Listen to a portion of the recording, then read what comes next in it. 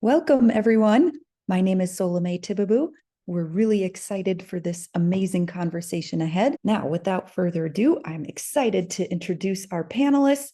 I'll start from left to right. Hi, I'm Clay Nicholas, Chief Commercial Officer at Credible Mind.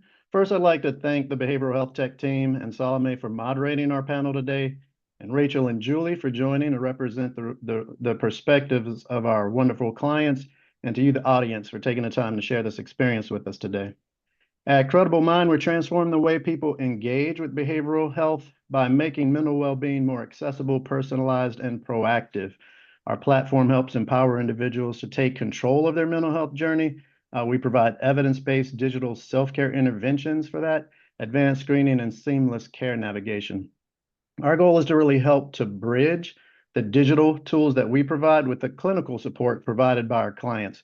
And we've been scaling rapidly. We partner with health plans, employers, and health systems, providing access to over 40 million people on our platform and driving meaningful engagement in that process, improved outcomes, and scaling behavioral health care in a way that's both effective and cost efficient. So we appreciate you joining this discussion to share with us and how we rethink the behavioral health care system to better serve our patients. So appreciate the time today. Thank you, Clay. Julie? Thanks so much, Salome, and thanks for this opportunity to discuss such vital work. It's really something I'm passionate about and excited to be talking with all of you. I'm Julie McComish. I'm the Mental Health Strategy Director for Providence, and I help lead our patient-oriented mental health strategy work. So I partner really closely with our behavioral health leaders and other executives all across the system to think about how we can improve access, quality, and sustainability for our behavioral health services. Just for a bit of context, Providence is one of the nation's largest health systems.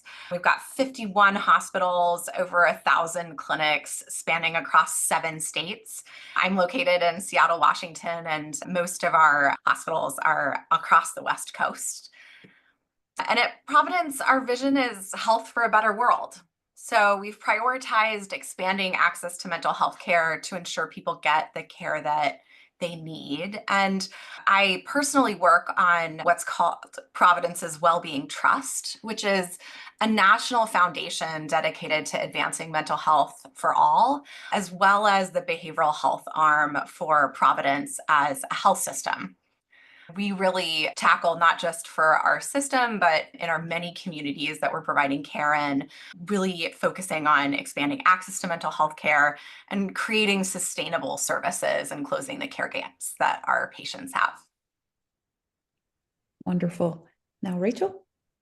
Hi there. Thanks so much for the opportunity. It's so nice to be able to talk about our favorite topic with some close colleagues. I'm Rachel Goldberg. I lead strategy and product for Novawell and for Horizon Behavioral Health. Novawell is a spinoff of Horizon Blue Cross Blue Shield of New Jersey's behavioral health program, which we launched about 2 years ago. Our services are now available to about 15 million members across the country through our clients, which is very exciting. And my primary area of responsibility here for the last 8 or so years has been searching for the best possible digital and virtual and sometimes brick and mortar mental health and substance use organizations to make available to both Horizon's members and then to the members of our clients. Very excited to be talking with you all today, and thank you again for having me. And hello, everybody. I'm your host, Solome Tibabu. I'm the founder of Behavioral Health Tech, which is the largest community focused on expanding access to mental health, addiction, and IDD services through technology, health equity, and innovation. And of course, we would have such incredible leaders representing those communities. Before we dive into this conversation, I'd like to also get to know the audience a little bit. So we're going to get started with just a couple polls. Where does improving behavioral health fall as a priority for your organization in 2025? Now, our next question, what are your top 3 behavioral health improvement goals of 2025? Really interesting to see the results here. And last but not least, one more question. Barriers to improvement. What would be your top barriers to improving behavioral health at your organization today. Okay, wonderful. It was exciting to see already some diverse responses, and fortunately, we will be covering all the things today. And so let me just jump right into it. I've had the pleasure of getting to know each of you over the last few years and your organizations, the great work that you do. I'm going to take some of those poll questions to get started and ask each of you. Perhaps I'll start with Julie for the first one.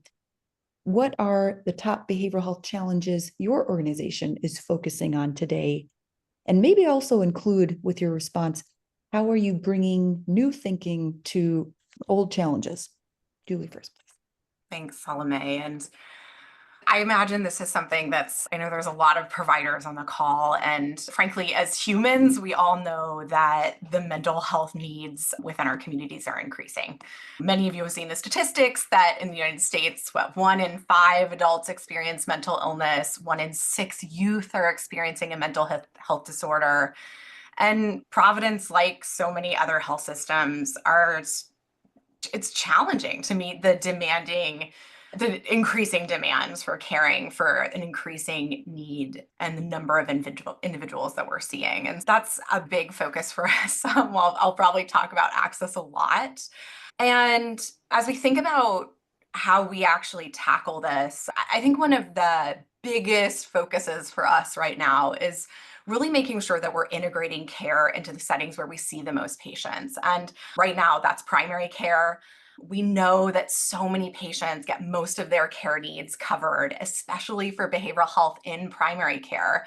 And there's so much data that shows that integrating behavioral health into primary care and other settings helps improve outcomes like depression screening score or depression outcome scores. It helps with patient and physician experience. It helps with monitoring progress so that we actually know whether patients are getting better. It helps with coordination of care, cost savings. And so this has been a really big emphasis for us.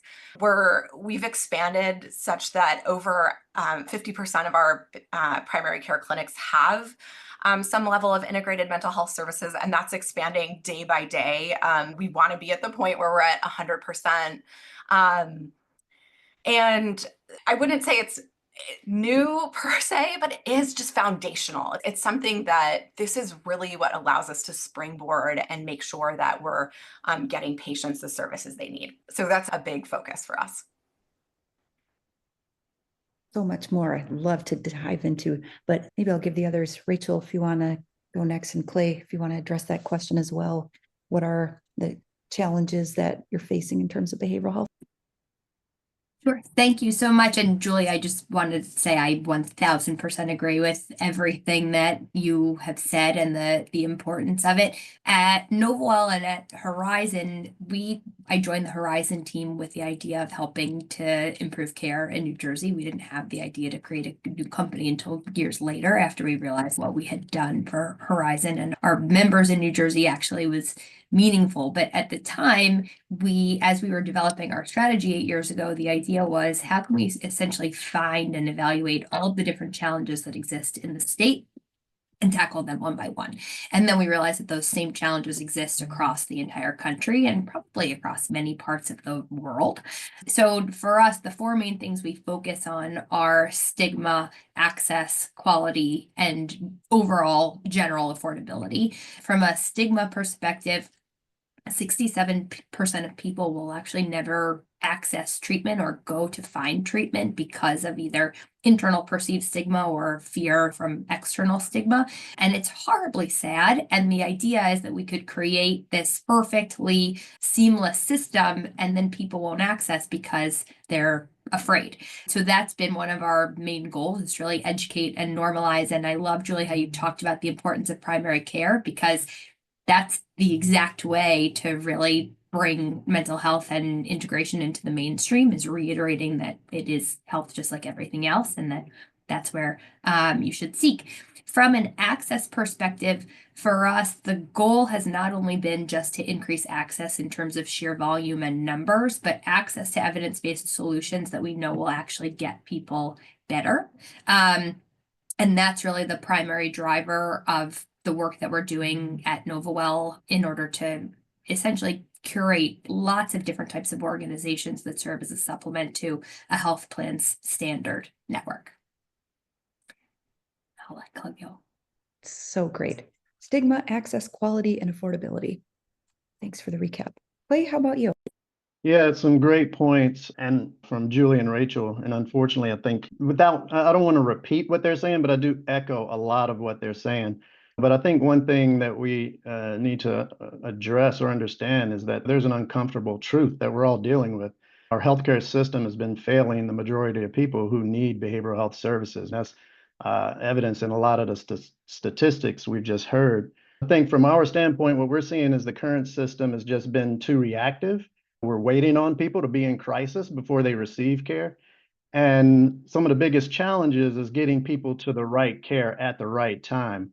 But definitely agree with the challenges around stigma and access barriers that are preventing people from engaging. But we can't keep approaching the problem the same way and expect different results, right? So at Credible Mind, we're really supporting a different path to addressing this crisis that we're in. We think about it in terms of population-based mental health.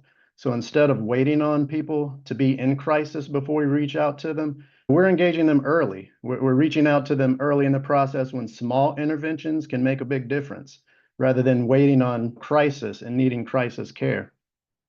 And the reality is that 75% of people who have a mental health issue, they want to start on their own. They have their own journey and path. And we provide digital self-care tools that are evidence-based to help people explore behavioral health solutions on their own terms. And then we complement that with clinical interventions and help navigate that approach. For the 25% that want or actually need clinical care, our screening tools can help surface those issues earlier and then match people with the appropriate clinical resources before they escalate to high-cost care. So and then finally, just trying to help navigate people through that process. And I know we're going to be talking a lot more about navigation throughout the rest of this discussion. But really, I think for us, it really is around being more proactive versus reactive in our approach and helping people find the right resources and tools before they get to crisis. And then when they need care, making sure that it's appropriate. You had so many great nuggets of wisdom in there, but especially the example of sometimes individuals, they need to and want to prefer to get started on their own for a while. Perhaps that's not the case for everyone else. And yeah, bringing up the topic of navigation, perhaps Rachel, I'll start with you first. Can you talk a little bit more about how you're thinking about and what are you doing specifically around care navigation when it comes to behavioral health? I know you've got a portfolio of a lot of solutions that are targeted toward supporting individuals and their specific needs, especially in partnership with Credible Mind. And I'd love to hear more. Yeah, absolutely. So navigation really is like the pinnacle of the whole point of what we do. I talked about the sort of foundation that we set at Horizon. The idea was, how do we increase access to every possible excellent evidence-based service that we could and include it in the network? And then we realized it was really hard. A standard health plan directory does not typically give a member or consumer enough information to really make informed decisions. And that was part of the reason why it was so exciting when, however many years ago, we started talking with Credible Mind about working together, because we really needed the ability not only to highlight these excellent solutions that we knew actually got people better, but help tease out what the concerns that people were feeling actually were via evidence-based assessment tools, and then help them figure out the right solution based on their preferences. And that's how our relationship with Credible Mind was born, really. So from a navigation perspective, there are a few different pieces. One, obviously, is when someone raises their hand and actually feels empowered to go look around and take the assessment on their own and find the right solution for their particular needs. But from the Horizon world and also from our other clients in the health plan space, They also have care management teams who are supporting members on a daily basis, answering calls on a daily basis, and trying to navigate those people into the right care. And that's where we're working with Credible Mind on a new opportunity to help really improve efficiencies on a care manager side so that they can then also navigate people more effectively and efficiently, which makes the care manager's life easier and also certainly help support the patient once they're really ready to find the care that they need. Awesome. Yeah, maybe Julie, from a provider perspective, what are you thinking of when it comes to care navigation? Yeah, Clay and Rachel, I feel like you've touched on so many important points. I think as a provider system, just like one of the foundational elements is that navigation looks really different if depending on where you're at. And I think that's so similar to what's happening for a patient's own journey. We see people at a lot of different times of care needs, whether that's specific to behavioral health or it's tied into other care needs. And so navigation looks really different if you're in primary care than it does if you're in the hospital, if you're coming out of a behavioral health inpatient unit, if you're seeing some kind of medical specialty in an outpatient setting. That looks different. And frankly, it's really challenging to think about how do we create a network.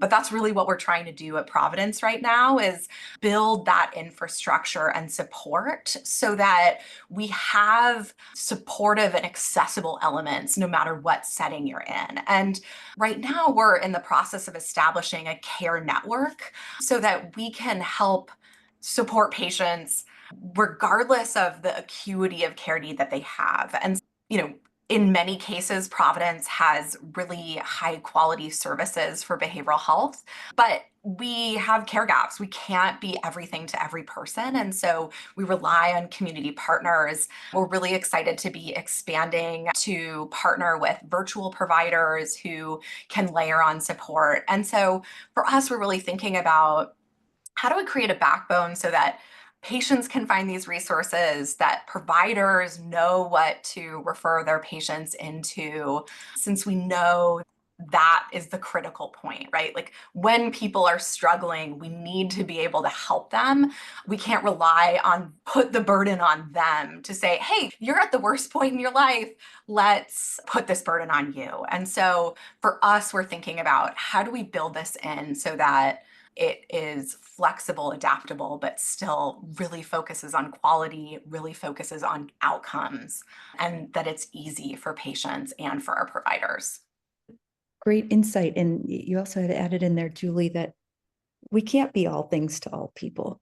I think that's such a key takeaway that I wanted to highlight. It's so important. And that means we have to continue to strengthen partnerships in our space, which of course I'm very excited about. Clay, last but not least, want to chime in on care navigation? Yes, great points being made. And one thing I would say is that when you're dealing with a patient that's dealing with a mental health crisis, it's hard for them to advocate and make decisions on their own sometimes in that point of need. And too often for them, this process of navigating the behavioral health care space and the services that are available to them, it really looks a lot more like a maze than it does a map. So it's easy to get lost in it. I think for us, when someone is in that point of need, they don't really necessarily have the faculty to go through phone trees, look through provider directories, dealing with long wait times. So we're trying to help meet people where they are. And we start by doing this by simplifying the process for them and personalizing the approach. So in our platform, we collect data and member profiles such as treatment preferences. Do they prefer virtual care or in-person care? Communication preferences. Do they want to be called or texted and at what times?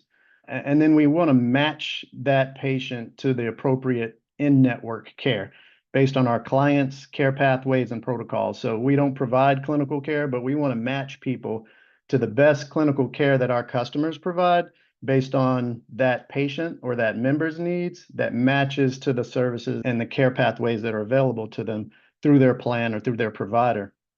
As Rachel mentioned, it's not just supporting that member, but it's also supporting the care teams that are supporting them. So supporting those care coordinators, those navigators, those advocates who need that information on the patient to personalize how they schedule that care plan, whether it's scheduling an appointment, putting them into inpatient or outpatient care, and making sure that's done in a way that takes the person's needs into account. We're really starting to work with some of our innovative clients around thinking about what happens post-care and in between care. So as you dealing with someone with a mental health need, that you're stepping up or stepping down from inpatient care to intensive outpatient or residential or home-based care, how can you use digital tools like ours to provide kind of a wraparound service or support them during these transitions of care?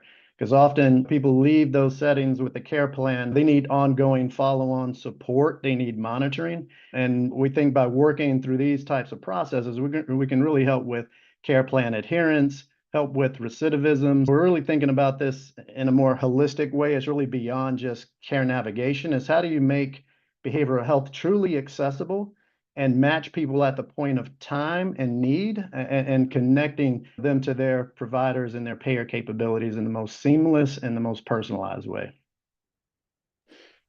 Wonderful. Clay, you mentioned holistic, and we talk a lot about integrated care here at Behavioral Health Tech. And of course, behavioral and physical health conditions are often co-occurring, but I'd like to get into that a little bit. What would you say takes precedent in care management? Physical, behavioral, and how is mental health addressed when the primary diagnosis is, say, like MSK, cardiovascular, cancer, so on? Yeah, it's a great question, and I think it's a challenge, but it's also a great opportunity, I think, in the market. And I think for far too long, we've been treating mental health and physical health as if they're separate things. But I think we realize how deeply intertwined they are. And just from a little bit of a data standpoint, patients that have a chronic health condition, but also have a mental health condition, they have twice the readmission rates. They're in the ER 4 times as much, and they cost 5 times more than a similar patient who doesn't have a mental health need.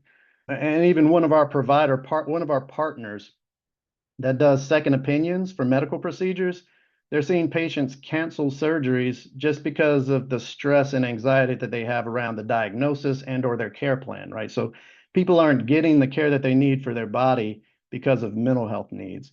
And something that I internalized in my days as a cadet at West Point and used as a mental model when I deployed to Bosnia and Kosovo, the path to the body is through the mind, right? So you can't address the body and the mind separately and expect to have a good result. So I think the physical health and the mental health, they're the same fight. We have to treat the whole person, right? So at Credible Mind, we're really doing a lot to try to integrate our behavioral health offering into the full healthcare experience. So that if someone has chronic pain, they have cancer, they're dealing with heart disease, or they're recently diagnosed with diabetes, how do we help them with the mental and emotional aspects of their diagnosis, their care plan, how they think about their status in life and how they improve their lives, and build that mental faculty and resilience so that they can then take on the physical side of it, right? So we do think we can help address that adherence to the care plan and drive better care outcomes.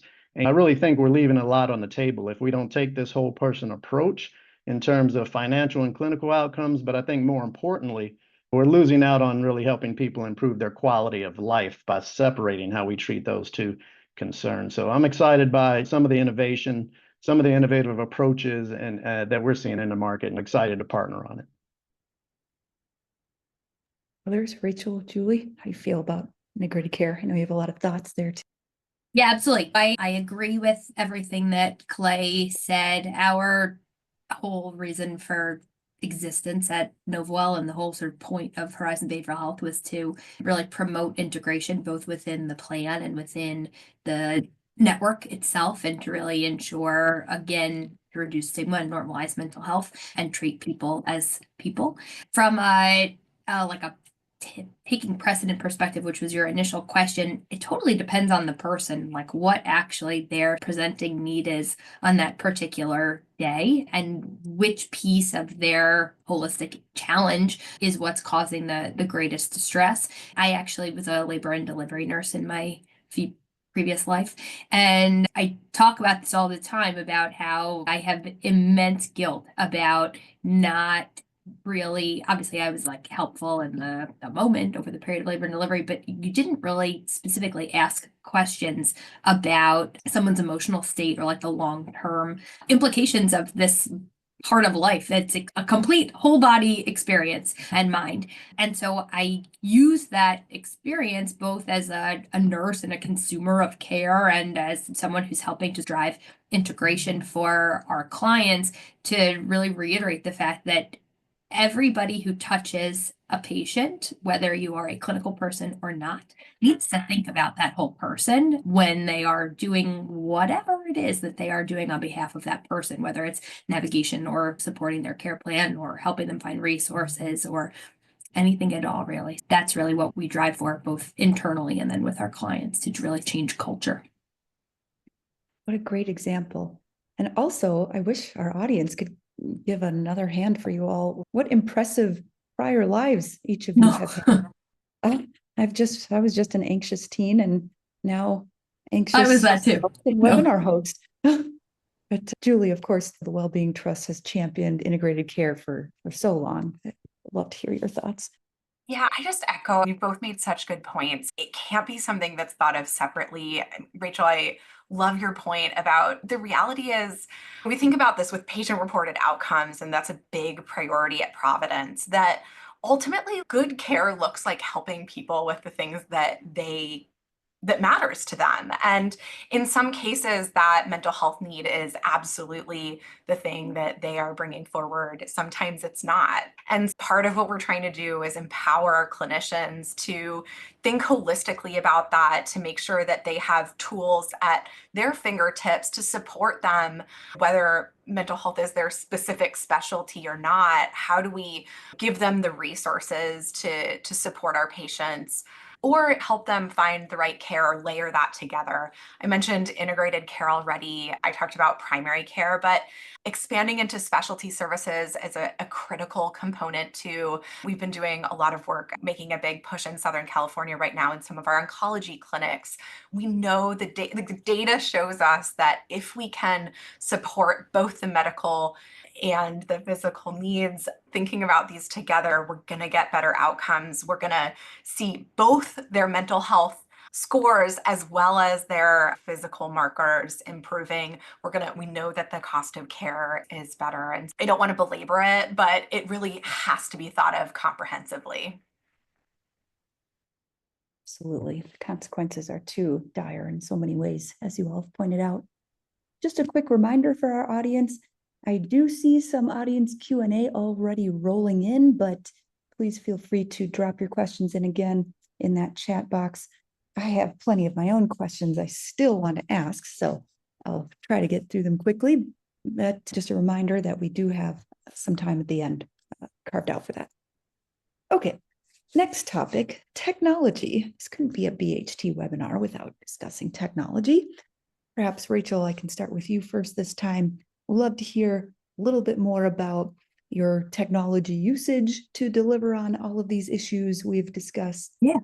And please share more.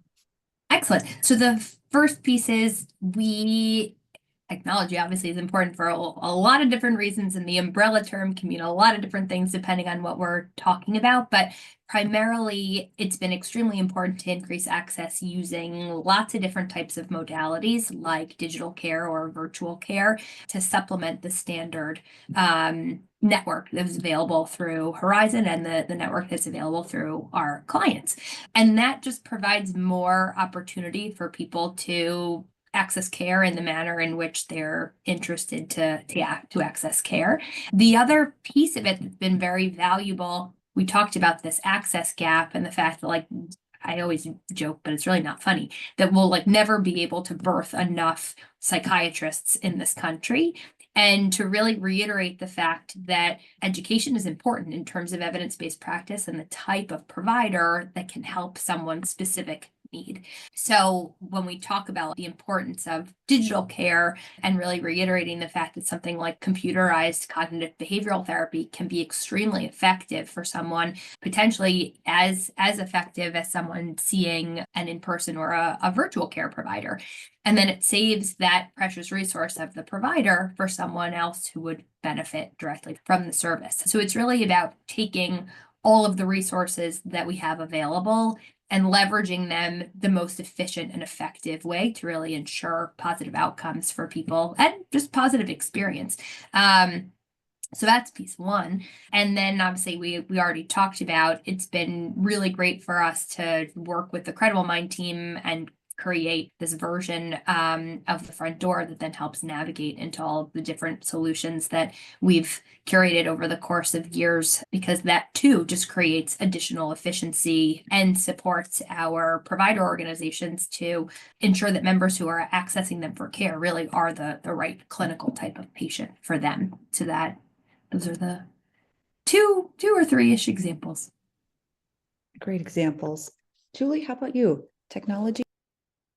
Yeah, it's such an exciting time right now in behavioral health tech. And I started at Providence on the digital innovation group and have really honed in on this space of thinking about mental health strategy and just the strides that the market is making. It's so exciting. I'll just shout out to Behavioral Health Tech Conference. Salome, it was great to be around so many innovative, passionate tech companies and thinking about how we can pull this all together.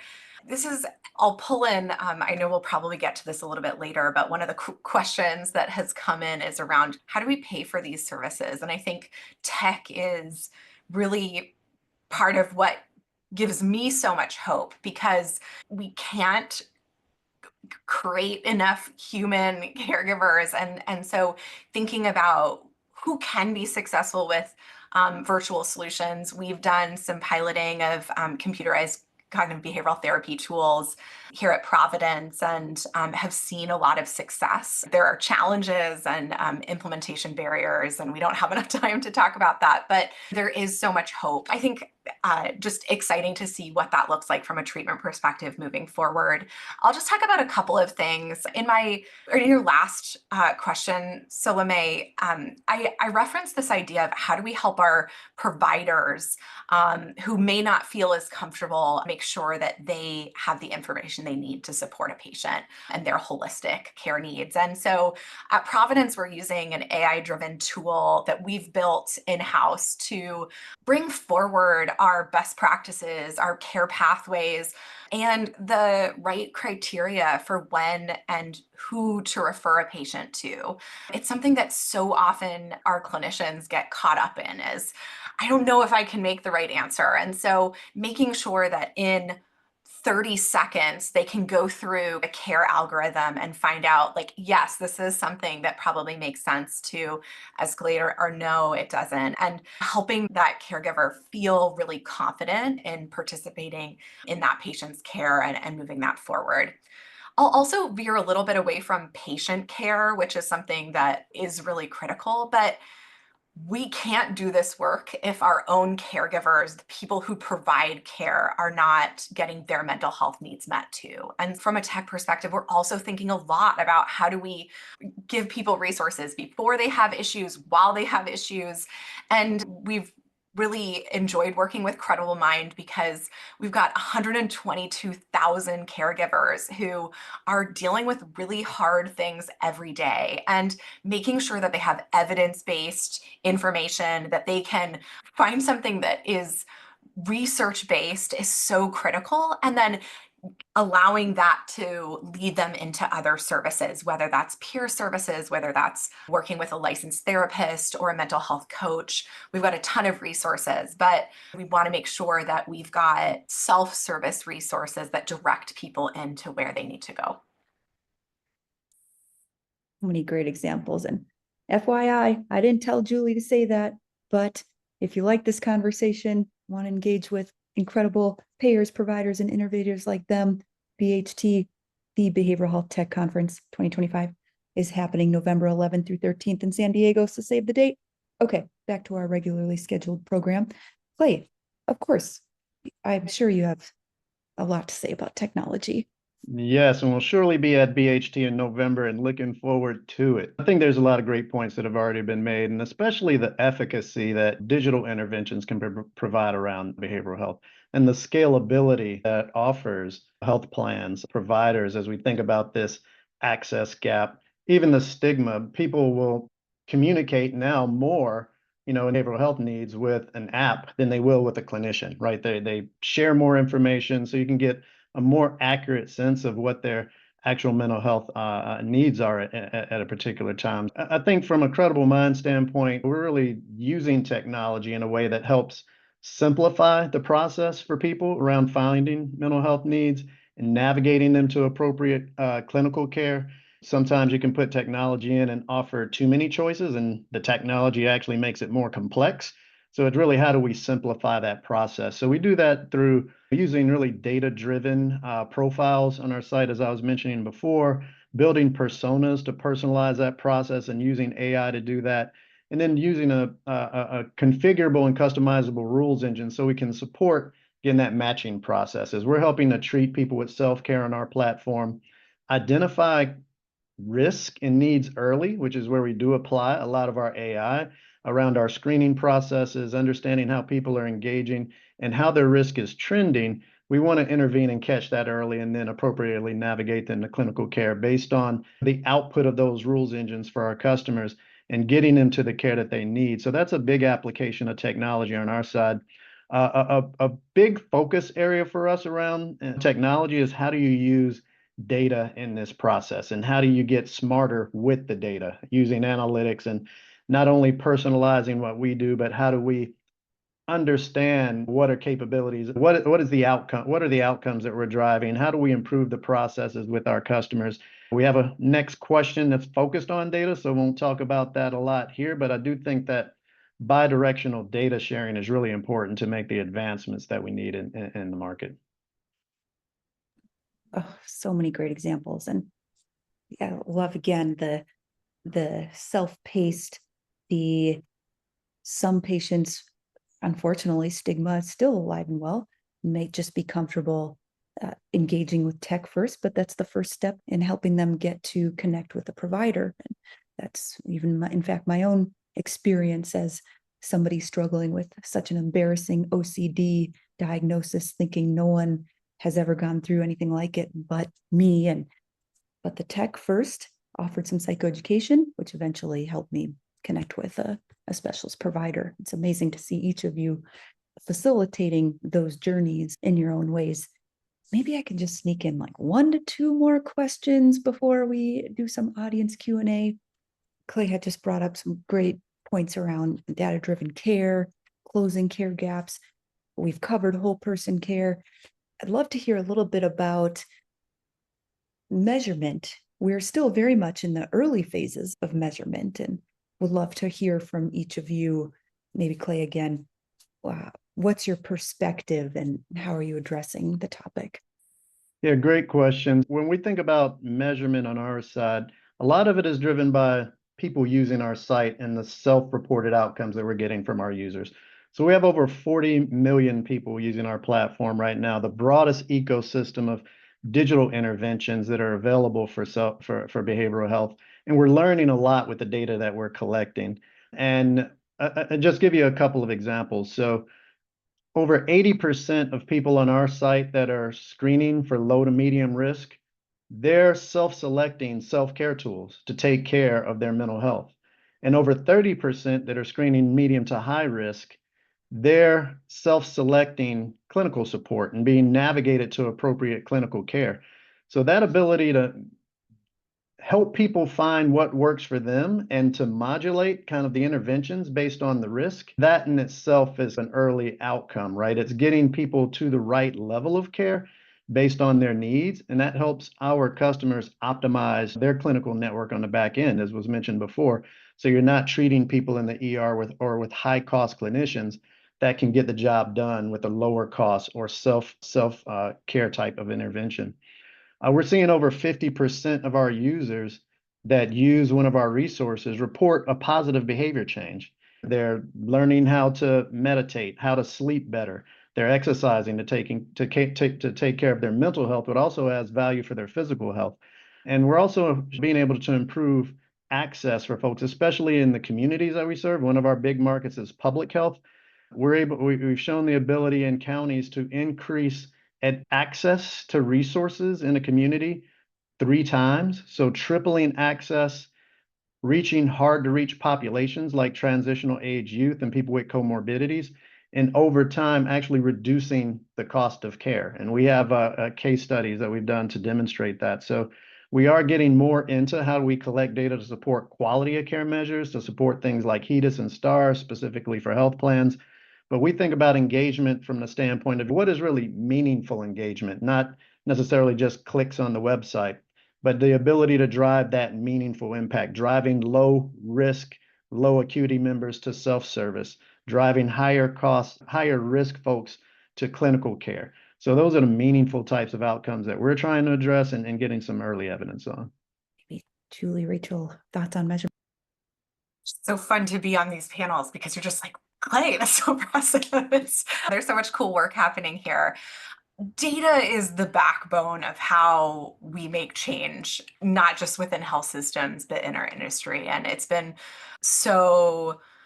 just really rewarding to see that this is a topic that's coming up more and more. Admittedly, this is a hard transition for a lot of our clinicians to make. It's not necessarily how they learned to practice. Measurement-informed care is not always something they think of for behavioral health. And so we've been doing a lot of culture change work to make sure that folks understand that ultimately at the end of the day, our job is to get our patients better, and measuring that is the number one way to do that. And we have really doubled down on making sure that we've got really clear metrics for what we are driving for in mental health. And our number one thing right now is around access.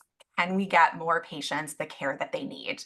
And then getting patients into care is only part of it. If we don't have the quality and we're not actually delivering the outcomes and the results that are getting our patients better, we need to have both coupled together. And we also have 3 core quality metrics that we're working towards: depression treatment response, suicide screening rates, and access to medication-assisted treatment for patients with opioid use disorders.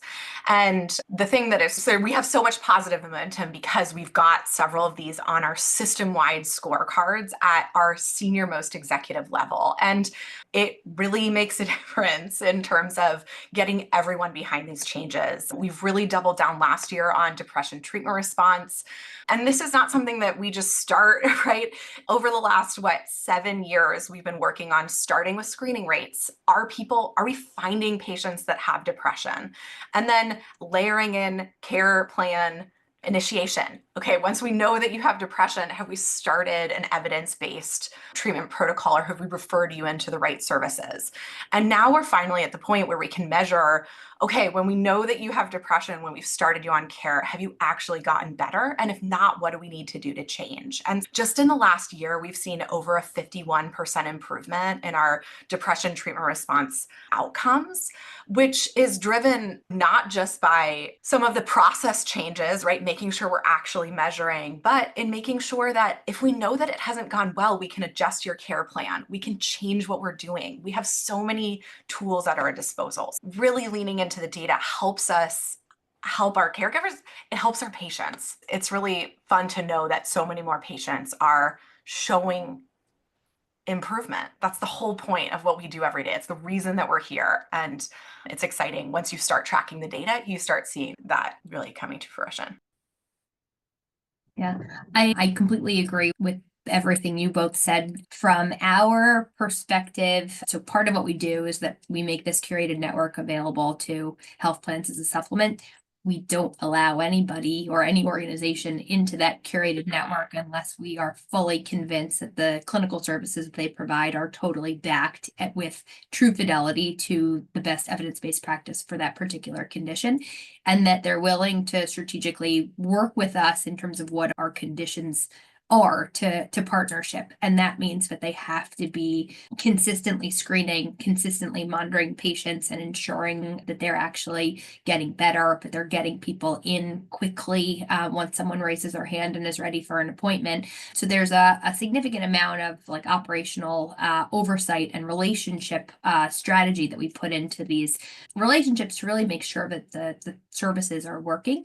And then after that, even though it can take some time to evaluate, we look at things like, are people who are part of these provider organizations staying out of higher levels of care? Are they having improved quality of life? Are they not going into emergency departments? Are they staying adherent to their medications? MAT is actually one of the goals that we have in place as well. Lots of different types of ways to really prove value. But as Julie said, this has historically not been typical across providers as a whole. So little by little, as you're able to really prove the fact that this is really necessary in order to prove longevity, and then also will improve access, right? Because if you're getting people actually better and then out of care, you can use that resource for somebody else.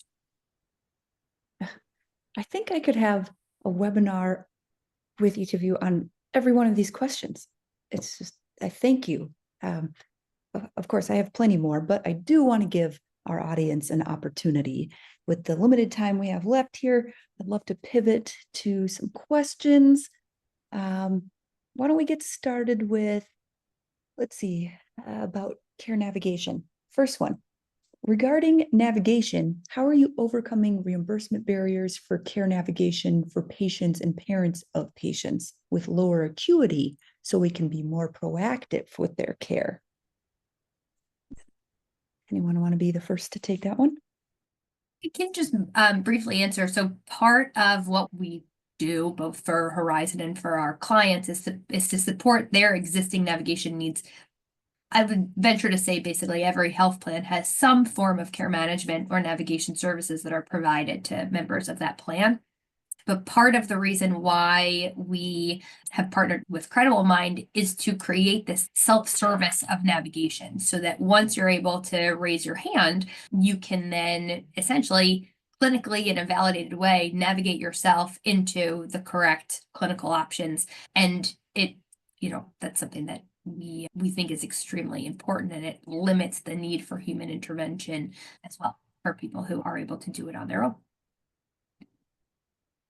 I wish I had a magic wand here, because there is not an easy answer as a provider system. I will be transparent. We are working really hard to improve this, but Providence's mission is to serve all, especially the poor and vulnerable. And we have patients that have really robust commercial insurance. We have patients that have Medicare and Medicaid. We have patients that are uninsured. And we want to make sure that all of them get the care that they need. And so this isn't easy, but it's something that is a core focus. And when we drive our strategic efforts, it's the number one thing we think about is how do we make sure that we're supporting everyone, not just folks that have specific insurances. And so I mentioned a little bit back that we're working on a care network with not only our own Providence services, but with others. And frankly, one of the exciting things is that more and more virtual providers have really robust networks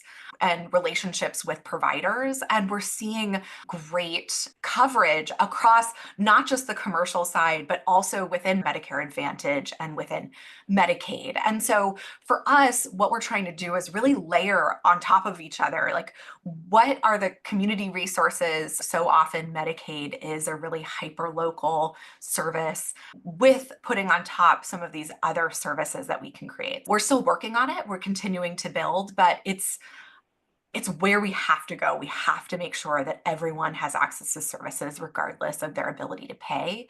And that's the number one thing that we're trying to do at Providence. Super helpful. Let's see. I think maybe we have time for one more question. Let's see here. Okay, this one looks like maybe a Clay question. What is your training standard for mental health navigators? Yeah, that's a good question. I think that one it might be more a Rachel question, but I will say, because we don't staff navigators or train navigators on the Credible Mind side, but we what we do provide is the digital interventions and a digital platform for care navigators to be able to basically advocate on behalf of the patient or the member. And in doing that, we do work closely with our customers that have the need for that type of solution for their navigators to make sure we understand the processes, the workflows, the type of content and data sharing that we need to do back and forth to make sure that they have the information and the data that they need, and how they can personalize that approach to being an advocate for that patient. So I think turn it over to Rachel to see if she has anything to add. Sure. Just in terms of typical training, usually the type of human that we use for navigation is either a nurse or a social worker of some sort. There are also some work that we've done with community health workers who don't have a formal clinical education, but are able to support people through navigating through lots of different types of resources and general sort of wellness. Great, good questions. And I so wish that we could have 6 more hours, but I do want to thank our expert panelists here today. Thank you for joining and sharing your stories, expertise, and advice, and for our audience for making the time. And I hope you have a great rest of your week and hope to re-engage later this year. Thank you, everyone.